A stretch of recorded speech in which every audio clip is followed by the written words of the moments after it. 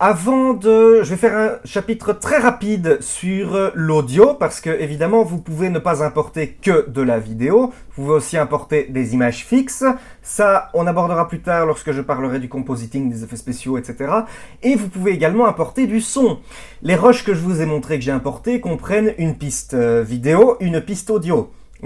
Bien, alors, la première chose à voir.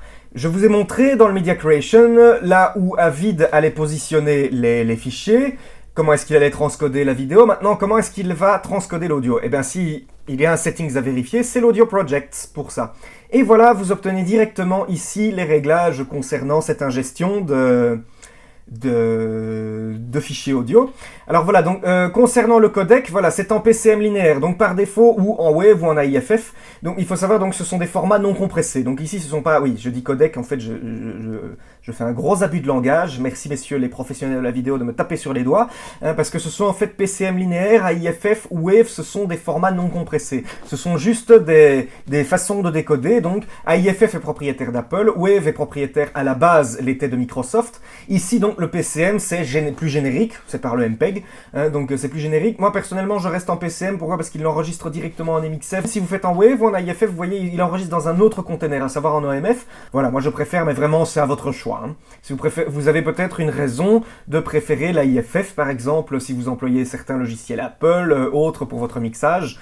Voilà, bon, ça c'est à voir. De toute façon, tout ce qui est vraiment profondeur, tout ce qui est audio, réglage audio avancé, on verra tout ça dans la partie mixage, quand je vous enseignerai aussi quelques techniques de son.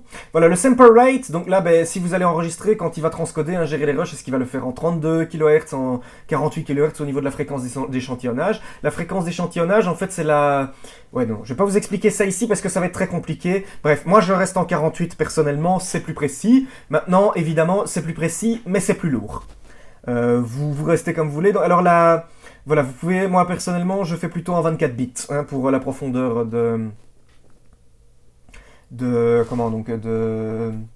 la profondeur, le nombre de niveaux. C'est assez compliqué de vous expliquer, vraiment, il faut avoir des notions de traitement du signal électronique pour comprendre qu'est-ce que ça veut dire au niveau de l'échantillonnage, au niveau de la profondeur sur laquelle on échantillonne. Bon, voilà, même si vous comprenez pas, vous tracassez pas. Pour l'instant, restez comme ça. Ça va ? Bien, alors, donc ça c'est pour le main, vous n'avez pas besoin de toucher au reste. Vous pouvez laisser ainsi, ça ne va pas changer dans l'absolu, ça ne va pas changer. Si nécessaire, je reviendrai dessus.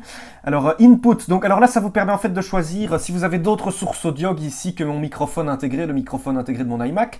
Voilà, vous pouvez le choisir. Il faut évidemment à ce moment-là des boîtiers externes. Vous avez aussi le output. Regardez, ici je n'ai le choix que de stéréo ou mono. Pourquoi? Parce que j'ai une sortie jack. Une sortie jack, ici j'ai mes deux baffles, mes deux enceintes qui sortent en stéréo. Je peux donc choisir stéréo, je peux rester en mono. À savoir que là, je vais avoir un fichier mono, il ne va pas y avoir donc une sortie vers l'un, une sortie vers l'autre. Je vais avoir uniquement un fichier mono où je peux définir une balance vers l'un, vers l'autre. Alors vous voyez, je ne peux pas choisir ici 5.1 film, 5.1 film. En fait, c'est quoi en fait le 5.1 film, le 7.1, etc.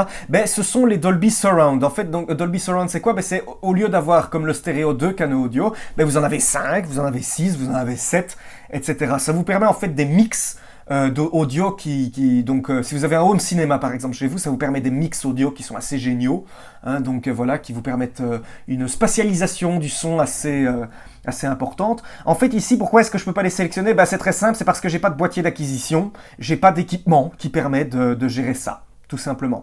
Si vous le désirez, quand même avoir des formations là-dessus, je pourrais essayer de me débrouiller pour avoir un équipement. Ça va, donc ici, voilà, de base, Avid nécessite, pour travailler dans ces formats, il nécessite des boîtiers d'acquisition, des cartes son, etc. Donc vous le voyez ici dans Hardware aussi. Ici, je n'ai le choix que de ma core audio, donc ma carte son intégrée. Il faudrait que j'ai une carte son spécifique, une carte son externe, pour pouvoir employer certains formats, etc. C'est le principe d'Avid, c'est qu'ils veulent faire des workflows hyper sécurisés. Vous devez, quand vous voulez travailler dans certains formats plus open, vous êtes obligé à ce moment-là d'utiliser un hardware externe pour être sûr.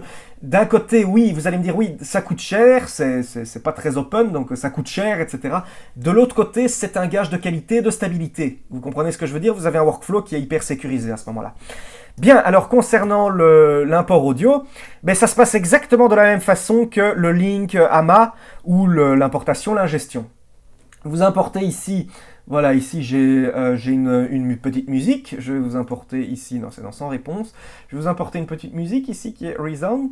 Voilà, alors ce que je n'ai pas abordé lors de l'importation, c'est ici, vous voyez, vous avez exactement les mêmes options que ce que vous avez dans le Media Creation. Si vous avez, encore ici, vous voyez, vous avez les options et vous revenez sur l'Import Settings. Donc vous voyez, si vous n'avez pas réglé directement lorsque vous importez, donc si vous n'avez pas réglé au préalable vos réglages dans les settings de Media Composer, vous pouvez les régler ici. Voilà, avant d'importer. Très pratique.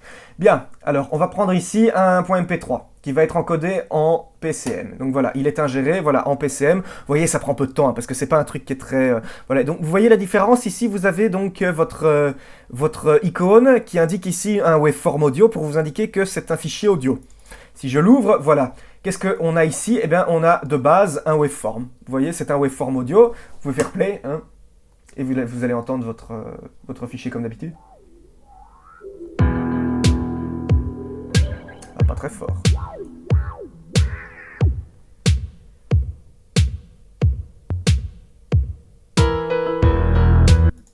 Voilà. Si donc je peux toujours évidemment faire un amalink par rapport au même fichier. Je l'open. Et là, donc, vous avez votre MP3. Vous voyez, vous avez, comme pour les vidéos, vous avez votre icône de chaîne qui vous indique que c'est en amalink. Et il vous suffit, même chose.